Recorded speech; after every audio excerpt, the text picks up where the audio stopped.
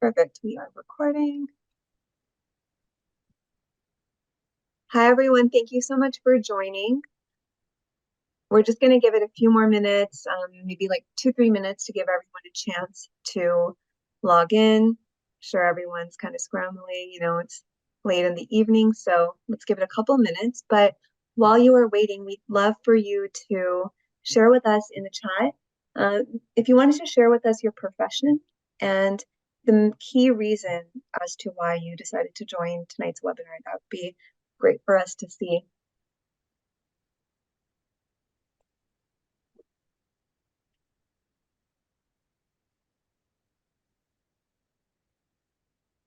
Or if you want to even share your location, just share something about yourself. Okay.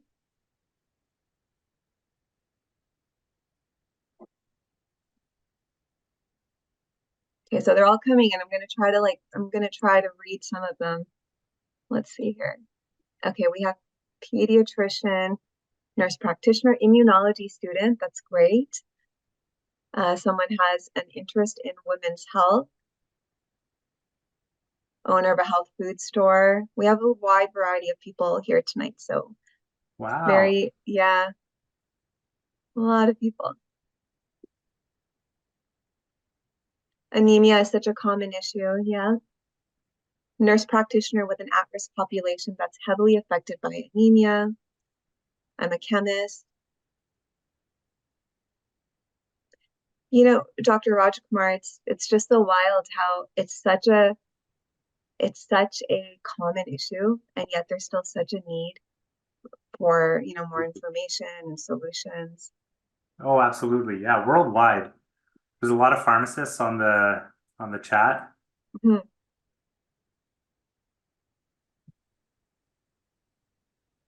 That's Okay. great. My wife is a pharmacist. Oh, nice. Good people, Does those pharmacists. yeah, we love our pharmacists. Um, does she practice in like a hospital, or does she have her own pharmacy? Yeah, she's in the infectious disease team Okay, for like within the Calgary hospital network. nice. Yeah.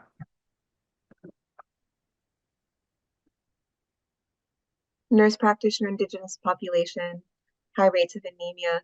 Do you see a lot of, not sure exactly how close you'd be, but do you see like We a good do. portion of the Indigenous population? Yeah, I mean, I wouldn't say a good proportion of it because it's certainly like an underserviced population. But there's a lot of Indigenous uh, women's health patients that we see through all four of our hospitals. But I see them personally as well at our site, and there are very high rates of anemia. Yeah, absolutely.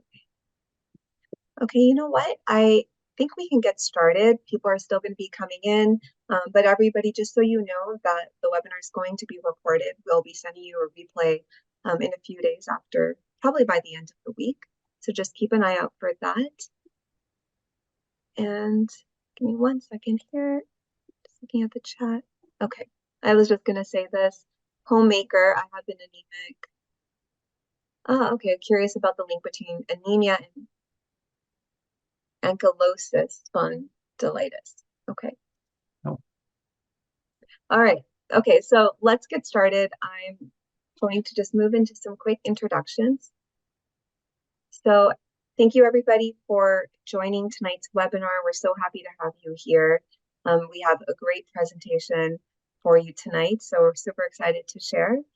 Just wanted to go through some quick housekeeping. So our agenda for tonight, presentation is going to be about 45 minutes, and then we'll leave 15 minutes for Q&A. Feel free to put your questions in the chat or the Q&A, whichever one you'd like. Throughout the presentation, we'll be taking a note of every question that comes in.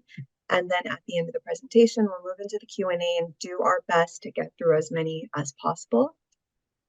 After the Q&A session, we're going to be moving into the live raffle for the Amazon gift card. So if you want to participate, just make sure you're there, because if we call your name, you're going to need to say hello. And after that, we'll hang on. The Xia Plus team will hang on to answer any questions you have about ferrocin forte, it's liposomal iron, and just do a little bit on some product information. Other than that, I will move into introducing our speaker of the evening, Dr. Chandrew Rajakumar. So this is our second talk with Dr. Rajakumar. He did a great talk late last year, so this is kind of like part two.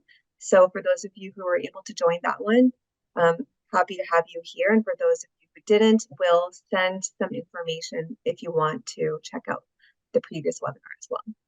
So Dr. Rajakumar is he's a OB-GYN working out of the Cummings School of Medicine at the University of Calgary in Alberta.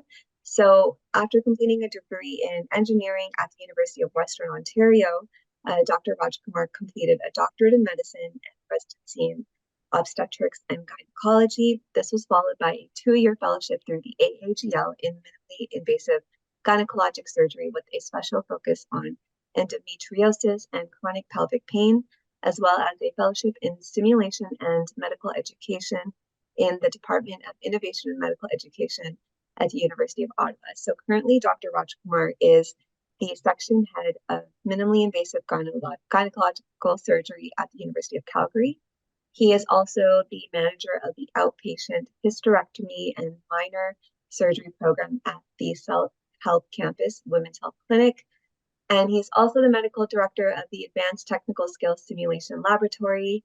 And finally, he is the president of the section of obstetrics and gynecology for the Alberta Medical Association. So heavily involved in lots of great areas. So definitely an expert in the field. So thank you, Dr. Rajakumar. We're so happy to have you here, and I'll pass it on to you. Thanks. Thanks so much for that introduction. Yeah, and with that, there's a number of disclosures that come along. Past president now of the Alberta Medical Association section of obstetrics and gynecology, Dr. Cameron Sklar has taken over, and so this is my first year as just being past president, and it's been a nice weight off my shoulders. So, I mean, what I really want to get into is that really carrying across and getting you all to appreciate that anemia has a very significant scope of impact when it comes to social, vocational, quality of life, and really all domains that impact an individual, a society, and even our entire species. And it sounds a little grandiose, but you'll see that there's a significant impact from a global standpoint. Then I want to focus in a little bit more on anemia and women's health, because that's my area of practice. And then talking about what kind of solutions we have as far as minimizing blood loss from uterine losses and during pregnancy, and then also novel solutions for the replacement of iron and the problems that come along with iron replacement, and how the science has really kind of engineered new ways of drug delivery that help to solve problems of compliance and access. So we'll start big and we'll get small, and then we'll kind of meet somewhere in the middle. But one thing that I wanted to show off here was that this portion, this is a portion of a pretty famous photograph, and it was and there's a quote that goes along with it from William Andrews, who is a member of the Apollo 8 crew, and he said, "We came all this way to explore the moon, and the most important thing is that we discovered the Earth." I think this is incredibly powerful and incredibly relevant, because 1 in 4 people on our planet are affected by anemia in some way. We can look at kind of our younger generation, And we've got this huge number, 273 million children under the age of 5 are affected. That means it's going to affect, you all know the symptoms of anemia, fatigue, difficulty with concentration, poor development, etc. And so, here's a whole 270 million individuals who are not necessarily going to grow up to their potential because of the burden of this disease. I'm going to focus a little bit more on the 496 million non-pregnant women and the 32 million pregnant women that are affected. And this is such a significant problem that the World Health Assembly specified within their 6 global nutritional targets for 2025 a commitment for a 50% reduction in anemia for women of reproductive age. So it's been recognized as a significant problem specifically in women's health and has been mandated as a global target for improvement. What are the economic impacts of anemia? This first one is a study that on employed Swiss women with anemia, and it calculates the burden of this disease to be approximately $50 million Canadian annually. And this number doesn't take into account costs of treating misdiagnoses, delays in care, and additional supports that are required due to symptoms. The second point here, medical care is more expensive when a patient is anemic. And this data comes from a study out of LA that looked at patients with chronic kidney disease, HIV, rheumatoid arthritis, inflammatory bowel disease, congestive heart failure, solid tumors, and they found that the healthcare costs were 54% higher if the patient was anemic compared to non-anemic matched patients. And just to drive the point home, the economic burden of iron deficiency anemia in the Ivory Coast has an annual cost of over $1 billion Canadian. From a vocational standpoint, in one study, the tolerance of a treadmill test was used as a standardized surrogate for measuring work in manual laborers. And they found that there was a significant difference between those with and without anemia. Going back to that study on Swiss women of reproductive age, when they were surveyed, 28%, so more than a quarter, couldn't comply with their daily businesses. And 96% said that they couldn't do it because they felt tired or exhausted. You can see the other numbers there, but nearly all of them felt tired or exhausted. And as a result, this proportion, 28%, couldn't comply with their daily activity at work. There's also the social domain of our quality of lives, and anemia is sometimes ignored as it can be misdiagnosed. And it's often misdiagnosed as depression, burnout, anxiety, or chronic fatigue. And in fact, patients may then be treated for these conditions that they don't necessarily have. And it does two things. It creates a burden of treatment. It creates a sense of that there's something wrong with myself. And so therefore, it alters the sense of self-image. And it also has an economic burden associated with treating something that isn't there, as well as the opportunity cost of not treating that which is there. Glutam is demonstrated in 207 women with iron deficiency anemia. After only 3 months of oral iron therapy, there was a 19% reduction in meeting the criteria for sexual dysfunction.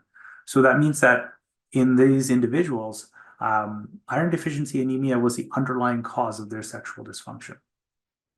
Social functioning is a very important part of our quality of life, and it's very difficult to measure social functioning. But we do have some standardized metrics and some validated questionnaires. And on one, the short form 36, these elements of quality of life were shown to be statistically lower scoring in community dwelling elderly populations compared to matched non-anemic individuals. And then we can zoom in on an individual person, and we see that there's all of these symptoms that are impactful. And this was a very challenging slide to make because of the pervasive nature of anemia and its exhaustive list of symptoms. However, I found some more overarching themes, all of which were statistically significant in questionnaires. And fatigue, I mean, that goes without saying, but if you recall in that Swiss study, 96% stated that they felt fatigued of those that could not comply with daily work activities. And so, you see that it's quite impactful from a psychology standpoint and a resilience standpoint, but then also there's a physical burden that comes with anemia. And as part of this, physical functioning was found to be statistically significant, and that was done through a measure of hand grip strength. And we found that in individuals who are anemic compared to those that are not, they simply just don't produce the same amount of grip strength. And things like grip strength and balance are associated with mortality and old age morbidity. And so these are all really very important surrogate metrics. So what are the causes of this huge, wide spread disease that has really affected us from an individual standpoint to a societal standpoint and even on a species standpoint? So in some cases, people simply don't have access to sufficient sources of iron in their diets. And this may be due to local resources, but it can also be social or cultural values. It just might not be a part of their diet. And we'll discuss this a little bit when we discuss iron deficiency anemia in pregnancy. But identifying these instances through a dietary history is an opportunity for supplementing iron and practicing preventative medicine. We can add to our iron stores through the ingestion of organic and inorganic iron. Organic iron is primarily found in meat, and it has to be reduced from Fe3+ to 2+. You'll see me kind of use some scientific terminology, but I will try to qualify it with non-scientific terms. So Fe3+ is reduced to Fe2+ by our stomach acid, and approximately 30 to 40% of our ingested iron is then absorbed through our small intestine. There is a receptor within our gut to transport inorganic iron, but it's very inefficient. And so it's almost a very negligible amount. Passing from the GI tract to our blood plasma is facilitated by a protein. You'll see it referred to in future slides. It's called ferroportin, and it basically helps to move iron into the cell and then out of the cell. And why that's relevant is that in diseased states and in chronic inflammatory states like endometriosis, rheumatoid arthritis, sarcoidosis, lupus, IBD, etc., a compound called hepcidin is produced, and hepcidin actually degrades ferroportin. And so it means that you might be ingesting iron, but without ferroportin, you're not going to move it from your gut into your cells and into your blood plasma. So these disease states can affect the absorption of iron. And that might help answer that question that was already put out there about ankylosing spondylitis. It is a chronic inflammatory condition, and so it may affect iron transport in that way. Now, the major causes of iron deficiency anemia are listed here on this slide, and I'm principally going to be focusing on preventable menstrual losses. But first, we'll also discuss pregnancy.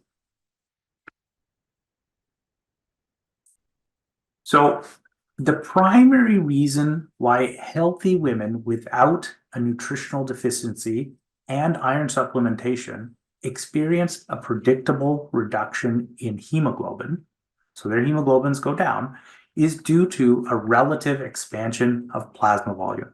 So essentially, you get more fluid in your blood, but you just don't have as much red blood cells. And so the CDC, the Center for Disease Control, redefined anemia during pregnancy, and did so even by trimester back in the 80s to 110 grams per liter in the first and third trimester, and 105 grams per liter in the second trimester. And that is really because the plasma volume expansion is most rapid during the second trimester.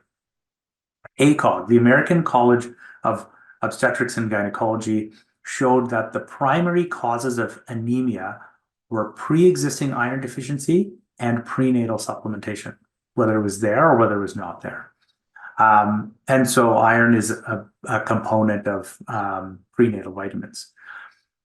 Many studies identified deficiencies brought about by dietary customs, and this is not particular to any one group, but multiple studies demonstrating this across many individual groups. In women with normal prenatal hemoglobin, approximately 20%, so about 1 in 5, demonstrate anemia, which is most likely associated with hemorrhage at and around the time of delivery. And it's often overlooked because having blood loss at the time of delivery, be it a vaginal delivery or be it a cesarean section, is considered normal.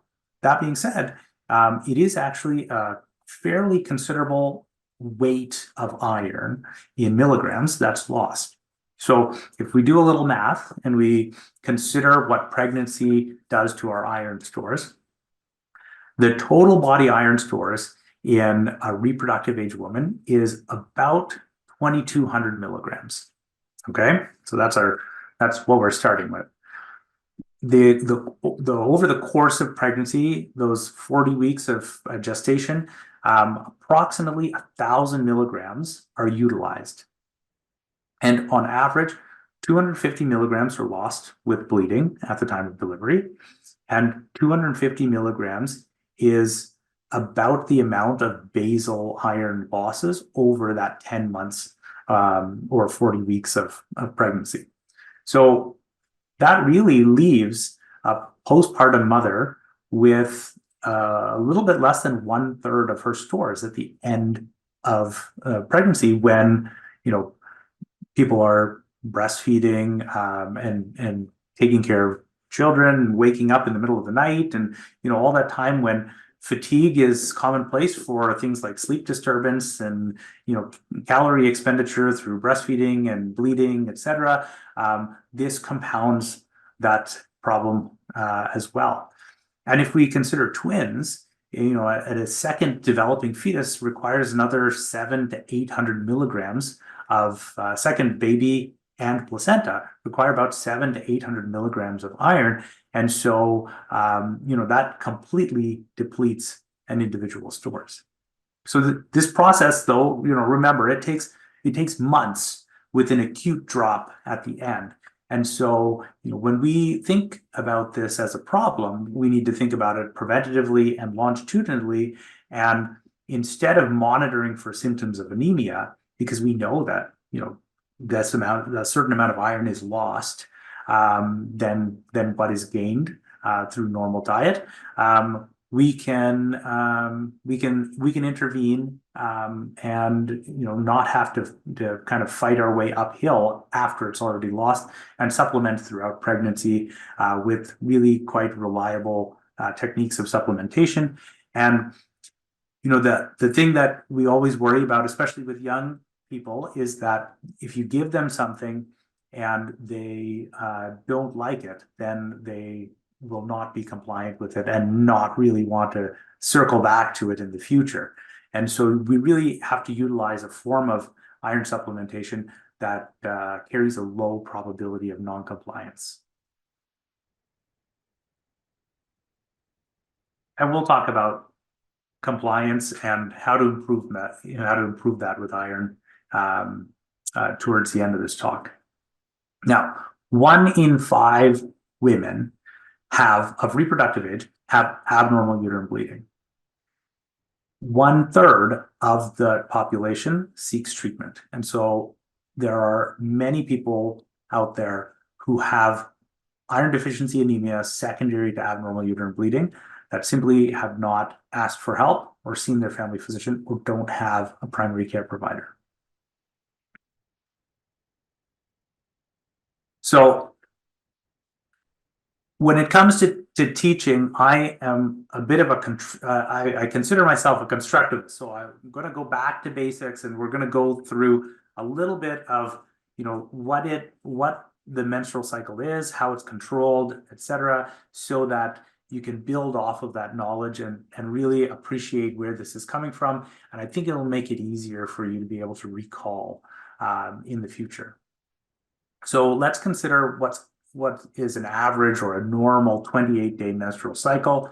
And the white line here represents the time of ovulation, which is usually around day 14. The yellow line represents estrogen. This is concentration. This is time. And the blue line represents progesterone. The vertical axis, like I said, is hormone concentration in blood. And the bottom line, the horizontal axis, is time as measured in days here. Okay, so this is day 0 and this is day 28. Okay.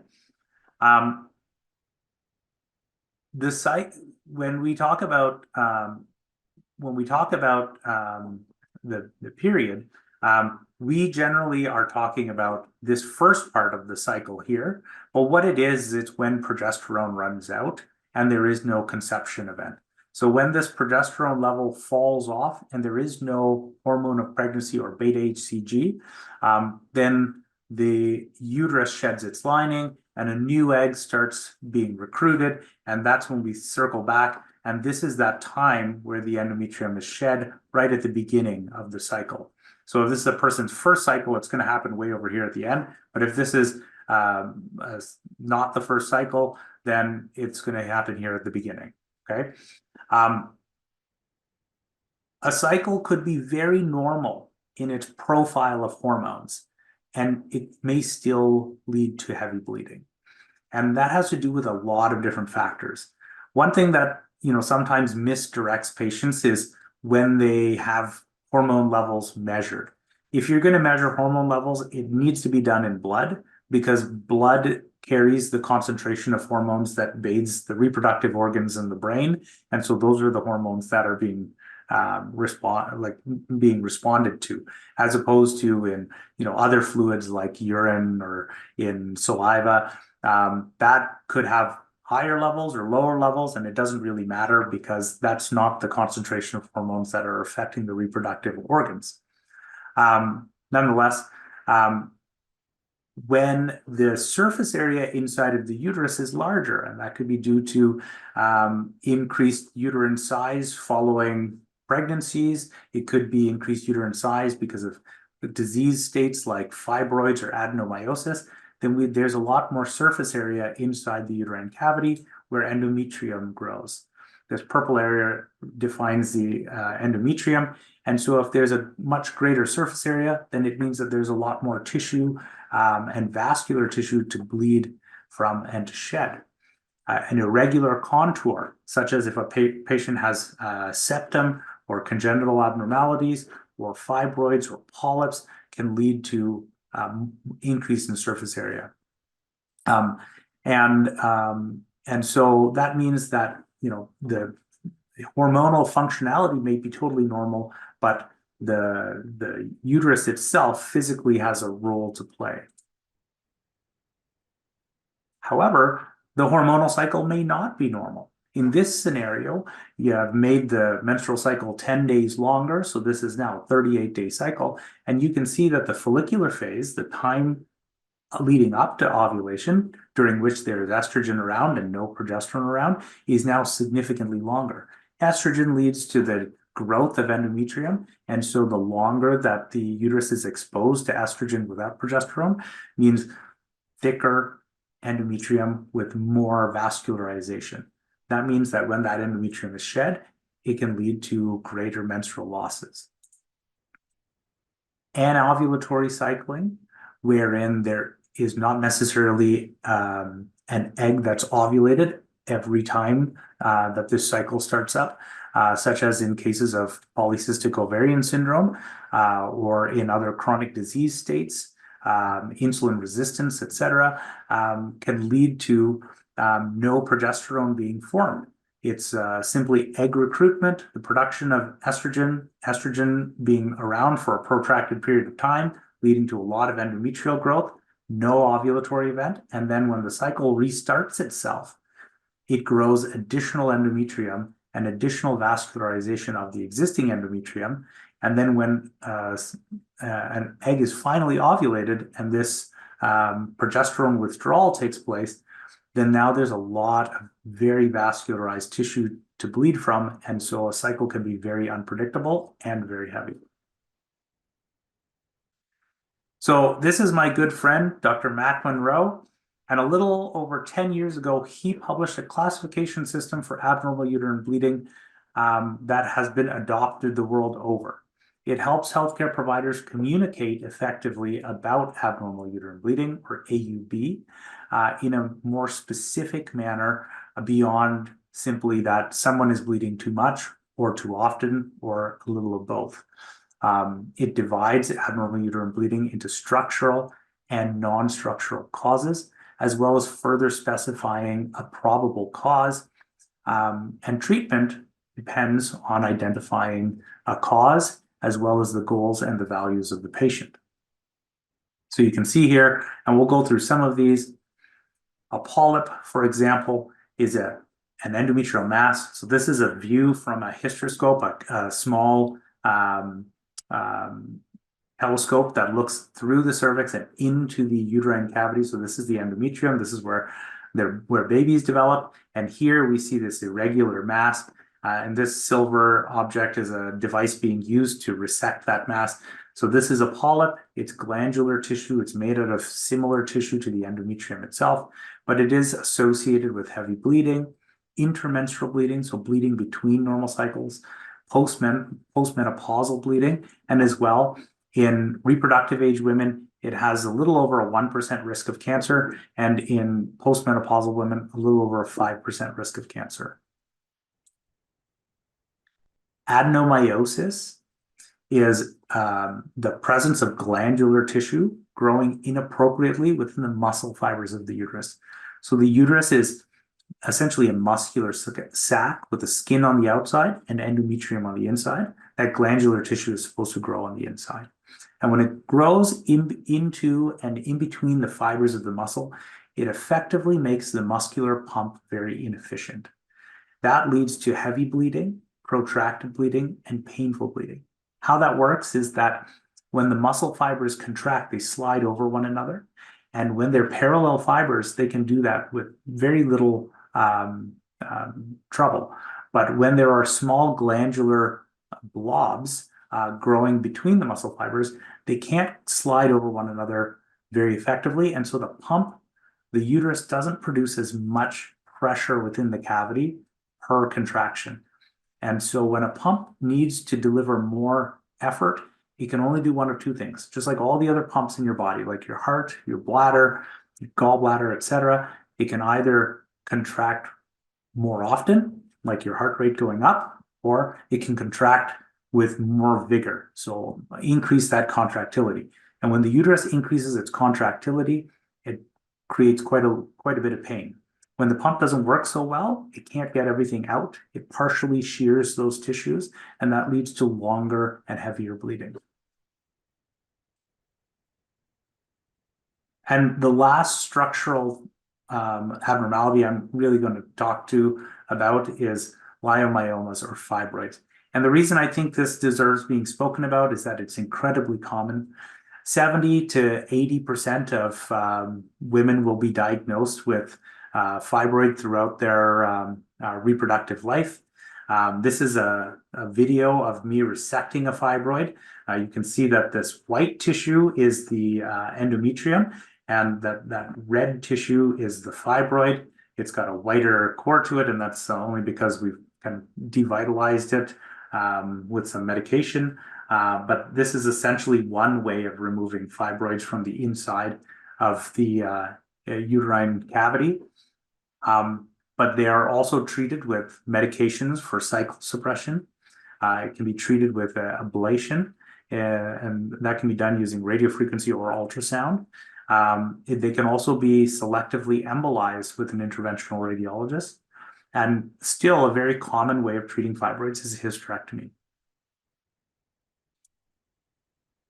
So, like I said, many women in the world are affected by abnormal uterine bleeding and fibroids. 1 million Canadian women are affected by abnormal uterine bleeding, and the diagnosis is really, it's a clinical diagnosis. Does this amount of bleeding impact an individual's quality of life?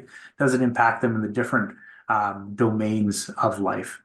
Nearly 55% have some kind of intracavitary pathology, which is why I thought it was relevant to describe some of the more common ones to you all. And if you have a patient who has abnormal uterine bleeding, a very non-invasive way to figure that out, whether they have an abnormality or a structural abnormality or not, is to just organize an ultrasound. Ultrasounds have no radiation, and they're relatively accessible. Obviously, it does depend where you are in the world, but they're much more accessible than a lot of other imaging modalities. Non-pregnant women account for 30% of all anemia cases worldwide, and over half of them, 60%, have iron deficiency.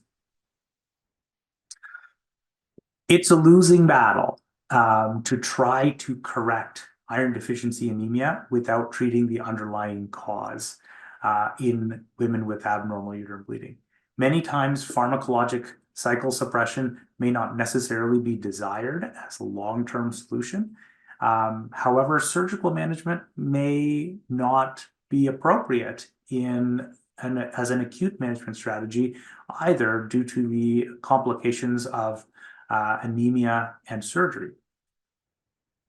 So what can we do to reduce menstrual losses? What are our options, and how can we put all these options together to form a solution for these individuals? So there are hormonal and non-hormonal pharmacologic options. And then surgically, there are targeted options such as the resection that you saw there. There's uterine artery embolization, wherein the blood vessels to the uterus and selected blood vessels can be selectively damaged and blocked off, reducing the amount of blood supply to certain parts of the uterus, including pathologies like fibroids.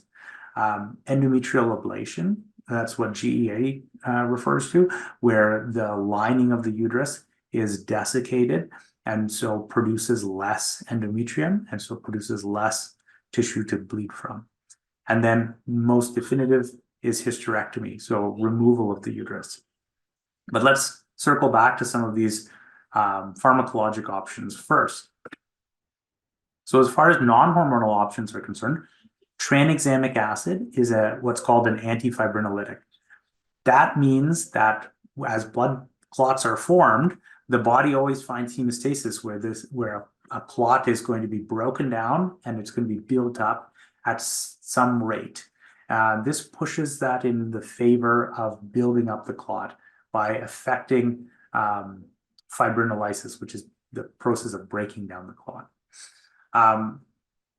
For the purposes of menstrual contractions, this is beneficial because when the uterus, when there is shearing of those blood vessels between the endometrium and the myometrium, the muscle, we essentially have a tube that is torn, and blood is pouring out of that tube. When the uterine muscle contracts, it acts to evacuate the uterus of its contents, but then also it acts to compress the myometrium and create a tamponade effect on the traversing vasculature. As the uterus is contracted and it's compressing this vasculature, it allows for the formation of these little intravascular clots. They act like corks in a bottle. And stabilizing these clots is a way of reducing the amount of blood that is then pouring out of this broken blood vessel. And so when the muscle relaxes, that is. And so by reducing the rate of clot breakdown and allowing that clot to hang out and be stable, it can quell blood loss. With ideal use, tranexamic acid has been shown to reduce menstrual blood loss by 1/3 in over 2/3 of users. And the mean reduction of blood loss has been calculated to be between 26 and 54%. So somewhere between 1/4 and half, which can be, quite a good win. It's used only at the time of bleeding. Much like tranexamic acid, non-steroidal anti-inflammatory drugs, ibuprofen, naproxen, mefenamic acid, Toradol, similarly don't affect the cycle. And again, in controlled studies, they look at ideal use. And just like in tranexamic acid, what that means is that ideal use is starting it the day before menses. Though this level of predictability is not always the case, recognize that NSAIDs and tranexamic acid are still effective even without ideal use, but it's reasonable to assume that the efficacy is just not going to be as high as the studies say. Naproxen and mefenamic acid are the most thoroughly studied within this group, NSAIDs, and they demonstrate a reduction in menstrual blood loss by between 33 and 55%. A Cochrane review of 17 randomized trials showed this data. And then the other advantage is that as a pain reliever, it has been demonstrated to be quite effective in reducing dysmenorrhea scores, so pain with uterine contractions, in up to 70% of patients. A note of concern is that in people trying to conceive, it is difficult to know whether know the difference between an early first trimester bleed, which can happen at 4 to 5 weeks gestation, versus a period. And so, caution your patients that NSAID use in the first trimester is associated with miscarriage. Hormonal medications, there are lots of options out there. Estrogen and progesterone, we're talking about things like combined oral contraceptives, patch, the ring. And what we're trying to do is reproduce parts of the menstrual cycle during which essentially people have the least amount of symptoms. So when we talk about estrogen and progesterone combining options, we want to be somewhere around here in the luteal phase. So what this is really luteal phase simulation. So we're essentially tricking the body into saying, you're at around day 20 of your cycle. That means it's too late to ovulate, so don't recruit an egg, and it's too soon to menstruate, so don't menstruate. And it's safe to stay in the middle of the luteal phase for months or years if necessary. Systemic progesterones are also very effective. That includes oral, injectable, and subdermal varieties. And systemic progesterones essentially just exaggerate this difference. So a lot more progesterone and a lot less estrogen, no estrogen, in fact, besides basal production. And so it's a more effective way at telling the brain not to undergo egg recruitment and telling the uterus not to shed the lining. That being said, progesterone without estrogen is associated with breakthrough bleeding, and so a reason for non-compliance, but is still a very effective way of menstrual suppression. Progesterone topically as the levonorgestrel intrauterine system has been shown in study after study after study with intrauterine pathology and without intrauterine pathology on reducing menstrual blood loss. And then finally, gonadotrophin releasing hormone agonists and antagonists essentially simulate a different physiologic part of a person's menstrual life. It simulates premenarche.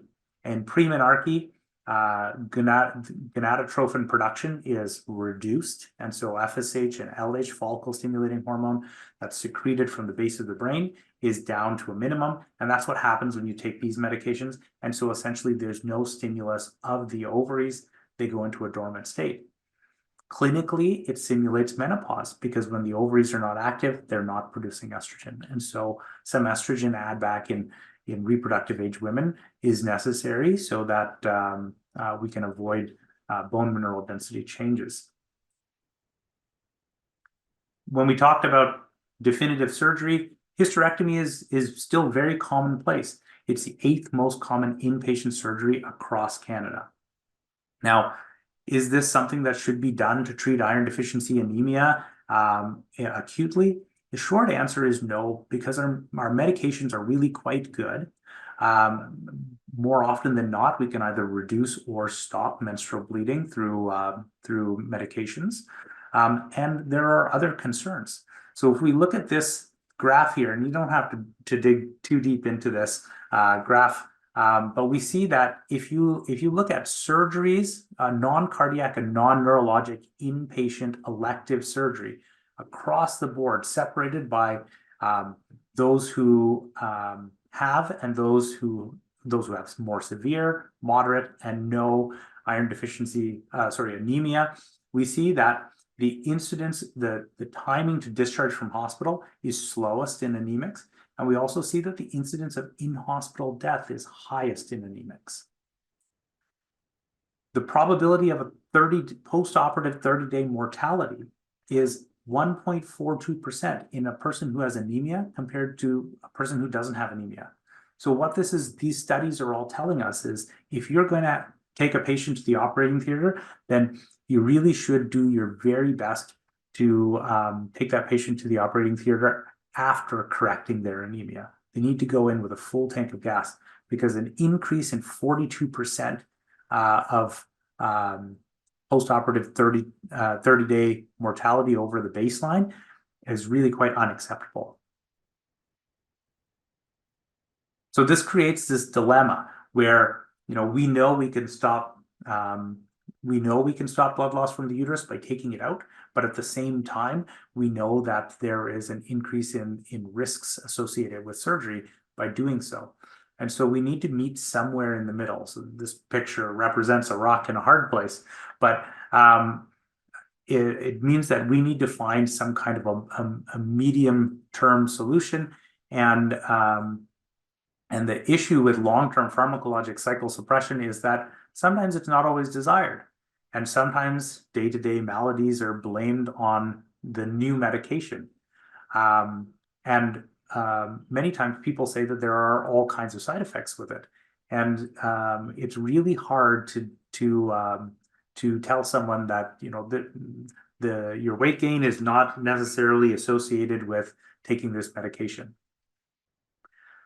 There's lots of studies that look at this. So here's a Cochrane review that looks at 16 studies, 11,000 patients, and they found that the mean weight gain over 6 or 12 months was less than 2 kilograms when we're talking about progesterone-only medications.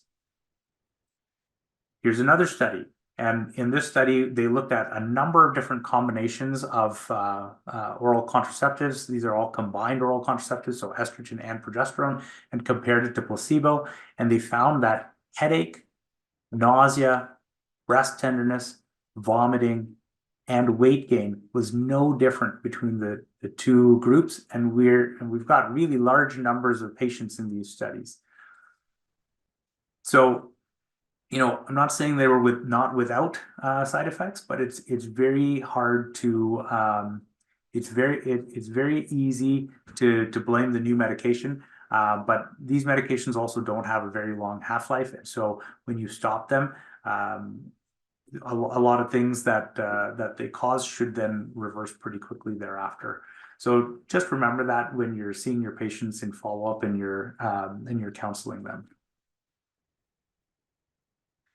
So like I said, we need to meet somewhere in the middle, delay surgery, correct the anemia, and then, move on to surgery if that's still, within the values of your patient. And otherwise, long-term cycle suppression is very safe. And actually, there's a lot of positive long-term benefits as far as cancer suppression and things like that are concerned.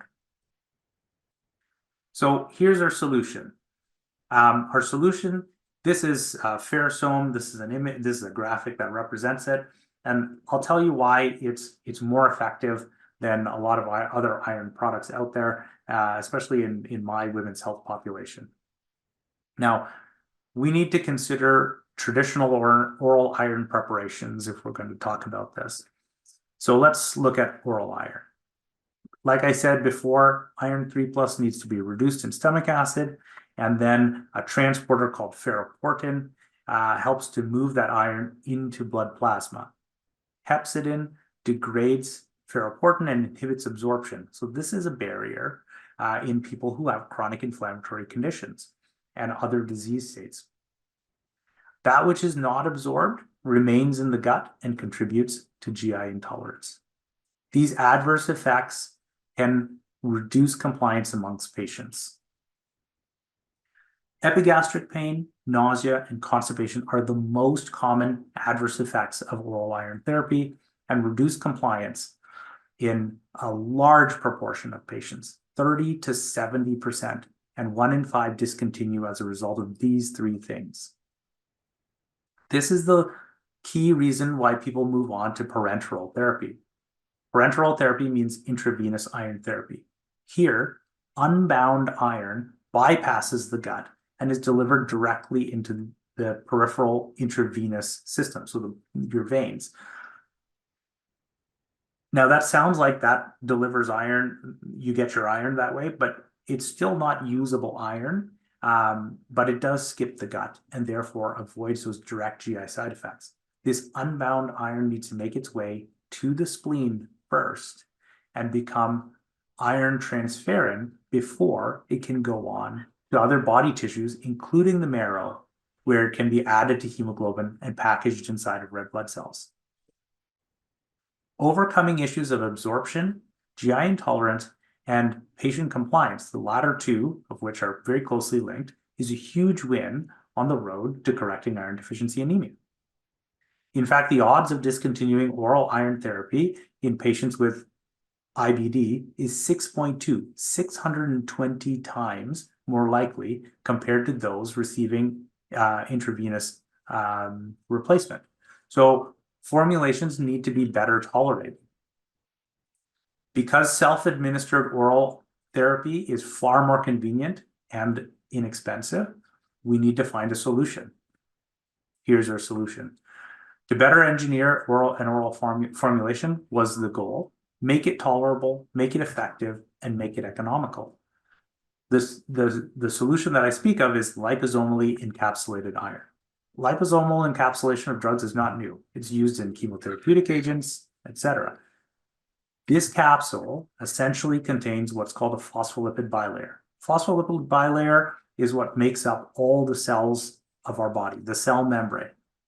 This allows for the drug to be separated from the local environment, and then that bilayer can bond to our cell membranes and deliver the payload, the iron, directly into the cell and avoid the inside of the gastrointestinal system. That means that it drops the iron off into our cytoplasm, the fluid within our cells, and then our cellular network can take it from there. It's a little bit more complex than that, but a scientist, he and group, described that modifying this liposomal composition, changing things like polymer coating and adding charge, other kind of ligands to the surface, they can chemically change all kinds of things like stability, its ability to bind to cells, its permeability, its absorption rate, etc. And all of this has been engineered into this particular iron delivery system. So this is a different kind of blueprint of exactly what I showed you with those cartoons of the gut and the veins. And I'm hoping that we can bring it all together with this schema in mind. I just needed to fit it all on one slide. So remember, oral iron goes into our GI tract. Fe3 is reduced into Fe2. It then has to go through ferroportin to get inside the cell, transported to the blood plasma, etc. That which is left over causes GI adverse effects. That affects iron compliance. And overall, this is a bad cycle to get stuck in.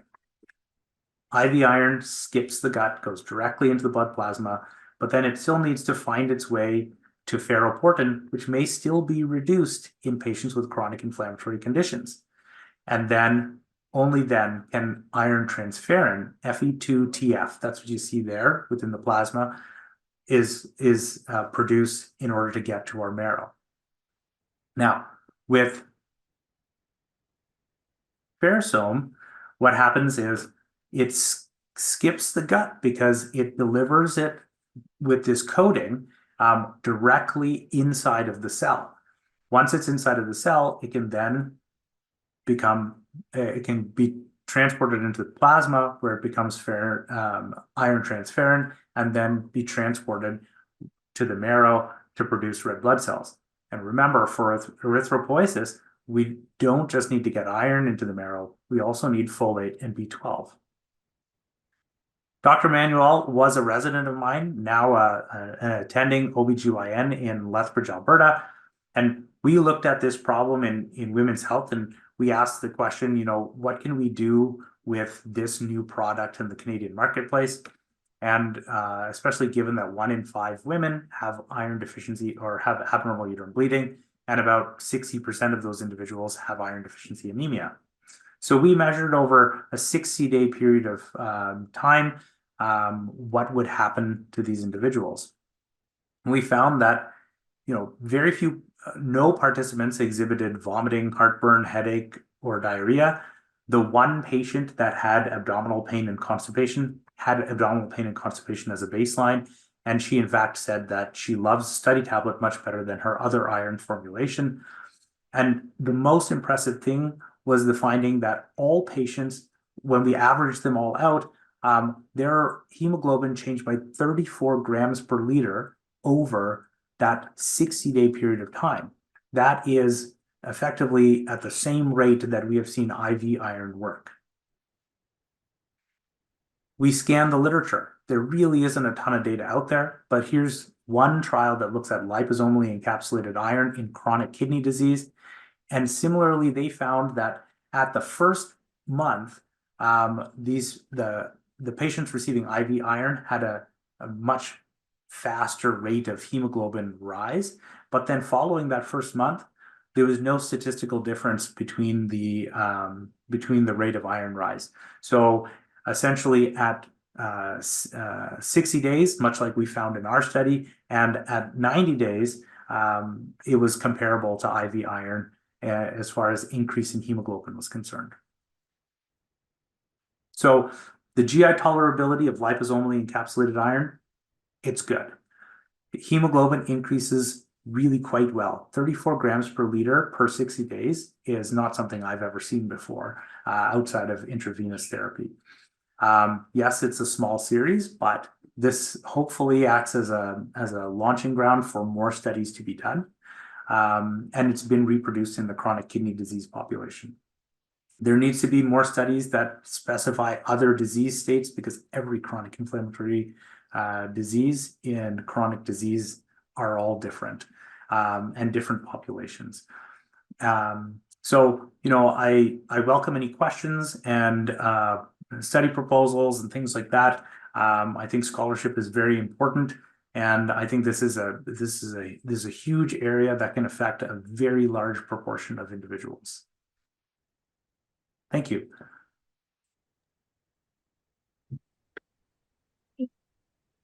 All right. Thank you, Dr. Rajakumar, for that fantastic presentation. We have a ton of questions. I know that we are at 8:30, so it would be great for those of you who can still stay on to stay on. And yeah, let's just move into the Q&A. Okay, so, all right. So first question here. Perimenopausal women experience menorrhagia and meteorrhagia. Hope I'm pronouncing that correctly. Would Ferromax be the optimal PO choice to help with their iron reservoirs before considering IV Venofer? So Ferromax is, I believe specifically, it's a polysaccharide iron. And so, the kinematics of that are similar to the other irons. There is essentially a tolerance gradient. It is definitely better tolerated than things like iron sulfate. But that being said, there aren't head-to-head comparison trials that exist between liposomally encapsulated iron and iron polysaccharide to show that one is more tolerable than the other. But in our study, we found that there were really none of the kind of classic, nausea, constipation, abdominal pain associated with non-liposomally encapsulated irons were just not there. So yes, you could use iron polysaccharide for that population. You might find though that absorption is going to be slower than in the setting of liposomally encapsulated or intravenous iron solutions. Um, and so yes, it's a good first line option, but yeah, I think it's going to take longer to correct iron deficiency anemia. So it really depends on, the needs and the values of the patients. If you have a patient who is losing blood and specifically iron deficient, quite quickly and with each cycle, you need to stop their cycle first, and then if they've got lots of time, they're not losing blood, and they need a cheaper formulation because that's what they can afford, then go with a cheaper formulation over a longer duration of time and tell them, yeah, these are the side effects, but we can go slow and over a long period of time. But if you need a patient to have their iron stores repleted very quickly, then you need to go with something that has much better access to turning into iron transferrin. And so that means something like intravenous iron or liposomally encapsulated iron. Thank you. Okay, when to involve hematology for recurrent low ferritin in reproductive women? Yeah, so if you can't do it, then you got to involve hematology. So that means that if you can't correct their iron stores by an oral solution or an intravenous solution, and you can't stop their cycle, and they need kind of more urgent surgery or something like that, and they need temporizing measures like erythropoietin or stuff like that, then that's when you need to involve a hematologist. So we've gotten a couple of questions on prescribing iron every couple of days or even twice a week. What are your thoughts on not prescribing it every single day? I prescribe every single day. That's right. At least in the women's health world. If you are, these are generally, there's two things that I think of it from. One is, these are young people that need to we need to return their quality of life and functionality, right? There's a lot of people that are generally dependent on these people. And so, we need to correct the problem very quickly. And that means that they need iron every single day. Um, Essentially, there shouldn't be an opportunity to not have iron on board, so that they can maximize absorption. And two, if you are losing iron faster than you are able to absorb iron, you need to stop the losses. So I can't drive that home hard enough. But if a person can take something for cycle suppression, then they should take something for cycle suppression until you can correct their iron. And the only time that's really challenging is if they're actively trying to conceive. Okay. And I just wanted to add on, there's a couple things based on that question. One of the other reasons was due to tolerance. And then maybe if you could just kind of quickly cover why a liposomal iron could mitigate against those poor tolerance issues. Yeah, great. So if you for whenever you take any oral iron that's not liposomally encapsulated, there's going to be some iron that is just left in the gut. And that's what's going to lead to those side effects, and that's what's going to lead to intolerance and dissuasion from future iron therapy. So, um, so yes, you need to replace iron often, and sometimes that means, this person really requires 3 times a day dosing. Well, they might not be able to tolerate 3 times a day dosing, and if you prescribe it to them 3 times a day, after the third day, they'll never take iron again. So, using something that really kind of bypasses the whole GI intolerance situation is where we're going to make our wins in iron deficiency anemia. And I think that there's really only 2 things out there that does that. And one is liposomal encapsulation, and the other is intravenous. And so these are really the only 2 solutions that I employ. And the question is, does a patient have access to intravenous, and can they afford liposomally encapsulated iron? And in my population, they can generally afford oral iron therapy that's liposomally encapsulated. So yeah, I don't want to spend too much time per question because I That's understand okay. lots of questions. I appreciate that. So there's about 5 or 6 questions here on TXA, so tranexamic acid. Yeah, The gist of the questions are, is it safe? What are the side effects? How frequent can or should it be used? yeah. And should we be aware of long-term complications? So I wouldn't worry too much about long-term stuff with tranexamic acid because it's only prescribed for about 5 days at a time. Some of the kinematic studies show that after the first 5 days of use, it becomes less effective and sometimes can be not effective at all. So tranexamic acid is prescribed by me and other women's health providers. Our national guidelines, etc., all say, so that's Canadian, American, European, and British guidelines all say to prescribe 1,000 milligrams PO TID, so 3 times a day for 5 days. Ideal use starts 12 to 24 hours before the first day of menstrual bleeding. It's only used for 5 days and essentially once a month. It does not influence hormones, and it does not influence a person's cycle. Tranexamic acid is theoretically safe in pregnancy, which means it's safe in early pregnancy. It doesn't create an all or nothing effect for a newly formed fetus. So you can use it in a person who is trying to conceive.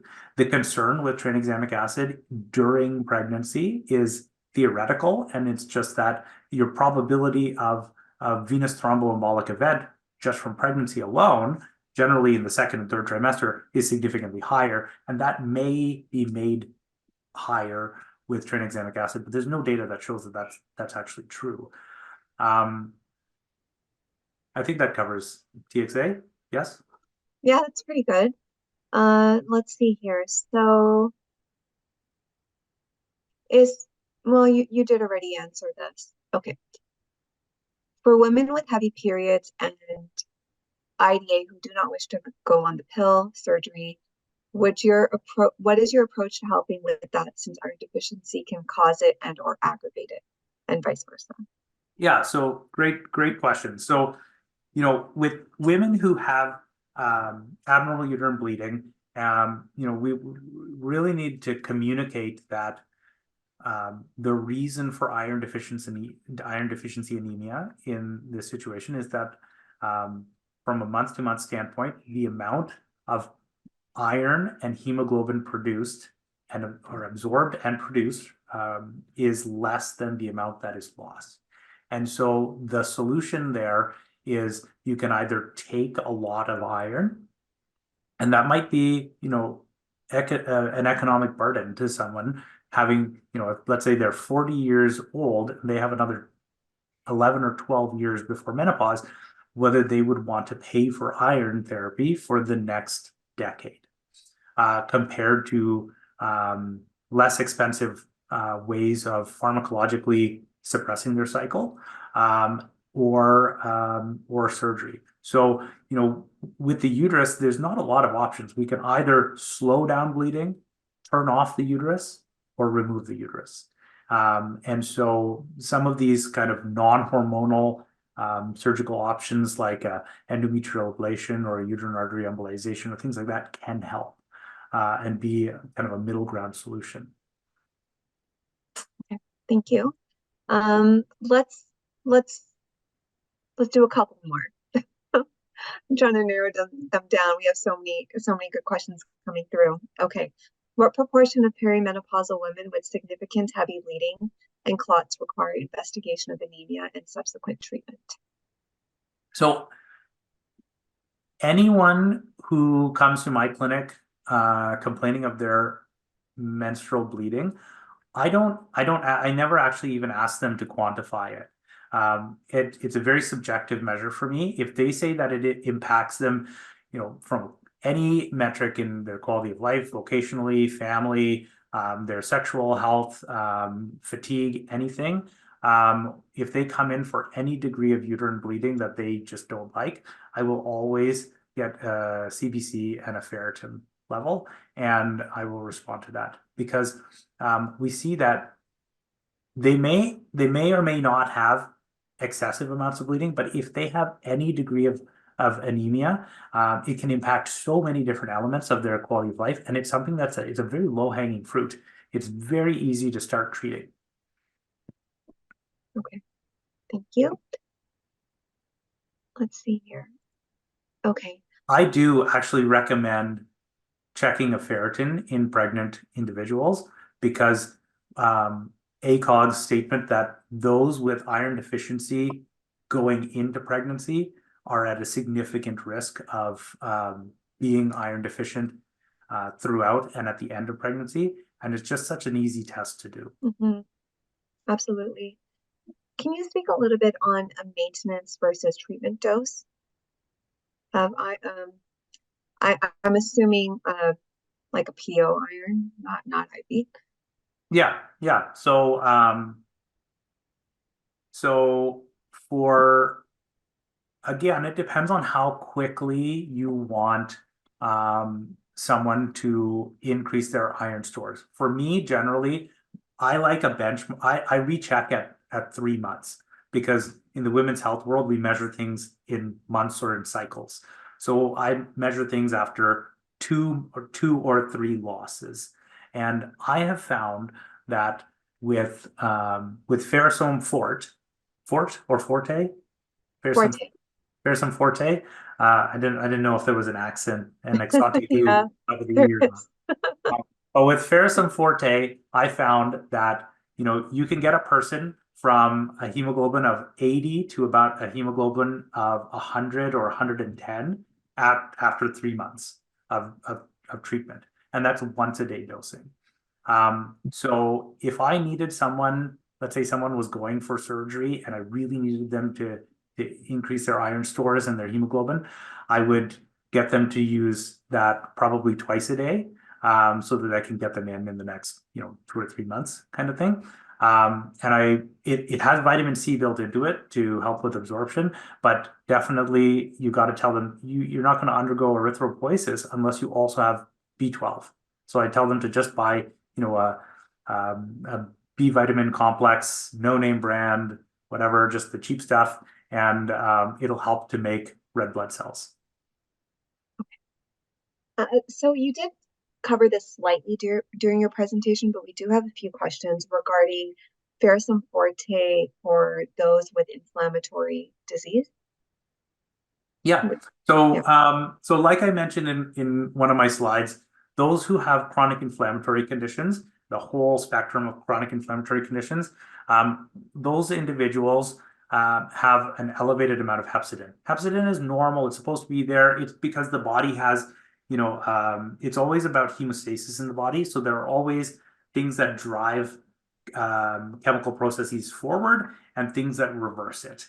And what happens with a chronic inflammatory condition is that the reversal agent, hepcidin, is elevated. And so you start to get iron malabsorption. It's not moved into the cell, and then it's not moved out of the cell. And so with that, we really, the solution there is you have to treat the chronic inflammatory condition. So you have to try to get them into remission and then maintain quiescence. And that's going to optimize iron absorption from their diet. But if you need to correct that iron deficiency at the same time, then you really need to skip the gut. And so that means either liposomal encapsulation or intravenous. And that can be a short-term solution while you are modifying that disease state from an inflammatory state to a quiescent or a remission state. And then once they're there, then they can go back to just absorbing iron through their diet. Okay, thanks. So I'm going to leave it at 2 more questions if you're okay with that. Sure. Yeah. Okay. So simple, but I think it warrants a quick coverage. So I've learned that calcium intake interferes with the absorption of iron. Yet prenatal vitamins include both calcium and iron together. Is there a better option? That's a good question. It is true. That being said, the extent to that I'm not 100% certain on. So I know that the form of iron that is generally in oral iron supplements, once reduced, is absorbed through the jejunum, the second part of the small intestine. And as long as there's a sufficient amount of iron there to overcome that which is not absorbed, you should get enough. And so prenatal vitamins are formulated based on that 1,000 milligrams requirement during 40 weeks, with a basal loss rate of 250 over that time, with the calculation that this amount goes to mom, 500 milligrams goes to mom, like 400 milligrams go to placenta and baby, and 100 milligrams is lost to the gut, kind of thing. So I would think that you would get a little bit more GI intolerance because you're leaving some extra iron in the gut. But I just don't know if the dose is high enough that it's going to significantly impair things. Okay, thank you. And then our final question. I want to pick like something a bit more. Okay. In your opinion, would you say that endometriosis is caused by anovulatory cycles and lack of progesterone estrogen dominance? So, That's a good one. so that has nothing to do with iron, but I'm happy to talk about it. So there is so when we look at the data behind the trials that look at how endometriosis may be formed, there's lots of different theories out there. There's been a change in the last 10 years or so, presented through the World Congress on Endometriosis, and it is actually more considered to be now maybe related to the immune system. And so there was a study that was done way back in the day where, great apes, non-human great apes, have never been identified to have naturally occurring endometriosis. And so what was done was some scientists put a stitch around the cervix in the great apes. And then they found that in that population, there was 100% production of endometriosis purely from retrograde menstruation. But if you look at retrograde menstruation in humans, approximately 90% of women undergo retrograde menstruation, but only 10% develop endometriosis. And if you look at endometriosis in bloodlines, we find that endometriosis does follow bloodlines.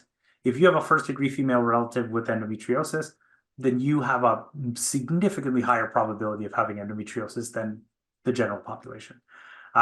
It also follows bloodlines that have immunologic disorders as well and chronic inflammatory conditions.